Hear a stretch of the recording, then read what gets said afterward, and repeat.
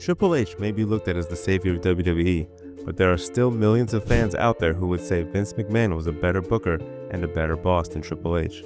Granted, Vince's reputation is in the mud because of his recent controversies, but many would still consider Vince as the greatest promoter of all time.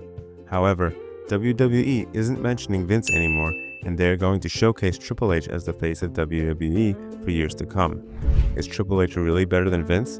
Or has it been difficult for the game to fill Vince's shoes? Let's find out who's the better boss right here on JRSlobberKnocker. Let's get right into it.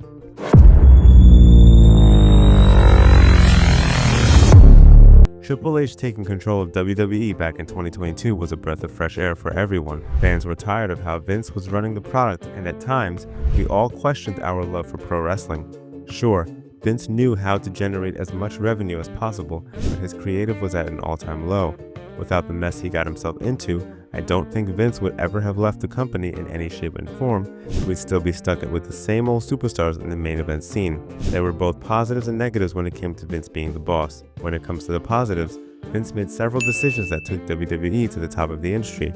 Even when the product was god-awful, no company came close to being number one other than WWE. Vince was a terrible booker toward the end of his career, but was he always a great businessman? Absolutely. Vince always wanted to make WWE a global phenomenon, and he achieved that in different ways, most notably by taking the company public in 1999. By making WWE a publicly traded company, Vince was able to do a lot, including hiring more talent and making the production feel even grander. It's also the reason why the company was sold to Endeavor for an astonishing $9 billion in 2023. Vince got a lot of hate when he decided to turn his company PG and opted for a family-friendly product. By the way, make sure to watch our series of the top TV 14 moments that would never air in WWE PG era right after this video. While the show suffered because of the PG rating, it's no secret that WWE was able to snatch more sponsorships because of it. The company for years has been criticized for its partnership with Saudi Arabia for multiple reasons. However, that didn't stop Vince from racking up more money, as WWE is paid more than $50 million for each show they hold in Saudi. Vince was always a tremendous businessman, and while his creative was in shambles, he was a great booker when he needed to be. Simply put, Vince was always at his best when it was working in chaos. The Montreal Screwjob was looked at in a different light at first, but look what it led to. It began the Attitude Era and created arguably the biggest heel of all time in the form of Vince McMahon.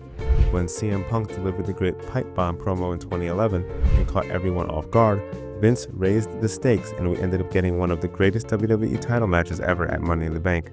Daniel Bryan was never supposed to be in the main event of WrestleMania 30. Fans forced Vince's hands, and he had to change plans. He booked the event in such a way that made Bryan look like the biggest wrestler on the planet.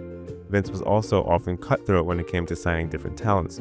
He signed Cody Rhodes in 2022 because he knew Cody was one of the founding fathers of AEW. He never admitted this, but deep down he knew that AEW was a major threat to WWE at the time. Signing Cody was his way of going after Tony Khan.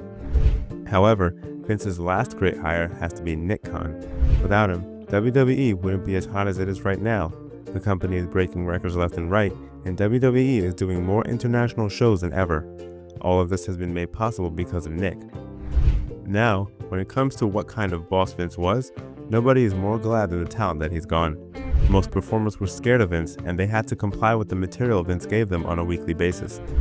It didn't matter if the material was good or bad. Performers had no choice but to proceed with it. Knowing the kind of tough personality Vince had, it wasn't easy for performers to approach him and talk about how the ideas presented to them were awful. That's why the creative was abysmal. Nobody could have said no to Vince apart from a few main event talents. Here's what CM Punk said about how Vince operated on the Pat McAfee show. I think he's receptive to other people's ideas, whereas maybe, Vince wasn't. Like he was like, I'm the boss, we're doing this, and this is how we're doing it. And that's great. Like, if you run a company, you need somebody who is the yes and no man and the final say. Bret Hart recently talked on the Ariel Helwani show about how there's more integrity in WWE now that Vince is gone. As much greatness as Vince brought to wrestling, he always brought a lot of negative and corrupt thinking to it. It's kind of hard to explain, but there is little more integrity right now, and the guys being pushed are being pushed because they're talented and not because they're Vince's favorites. On the flip side of the coin, many talents are thrilled to have Triple H as their boss. Triple H, more than anyone, understands the current landscape of pro wrestling. The game has given several pro wrestlers creative freedom, and the way they express themselves on television feels more natural and genuine. Drew McIntyre, Kevin Owens, Finn Balor, Gunther, Sami Zayn, and many more have benefited a lot since Triple H took over. Fresh faces are seen in the main event scene, and no longer do we have to remain in fear of seeing Brock Lesnar win the world title again. Triple H takes risks when he has to. John Cena turning heel or Jey Uso winning the Men's Royal Rumble match would have never happened under Vince McMahon. The only downside to Triple H's way of booking is that he can be safe at times and long storylines can wear out fans' patience. Other than the fans, the locker room is more than content to have Triple H in charge. The backstage morale has risen ever since 2022, and it's easy for performers to approach Paul and discuss different ideas about television. Triple H has also been lenient when it comes to giving talent time off when needed. Take Sami Zayn as a recent example.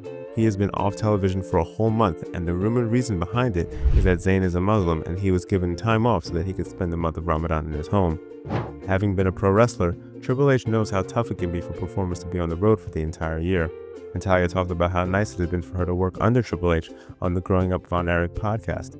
It's so cool to have a boss that is human. Working with Triple H over the last year has been such a breath of fresh air because he was also a wrestler. He knows what it's about when you're pitching a storyline or going through a hardship at home. While Vince was a great businessman, it doesn't come as a surprise that Triple H is clearly the better guy to run the product today. So there you have it, folks. Who do you think is the better boss, Vince or Triple H? Let us know in the comments below. You might also want to check out our other awesome videos on the channel. Make sure to subscribe to JRSlobberKnocker for more.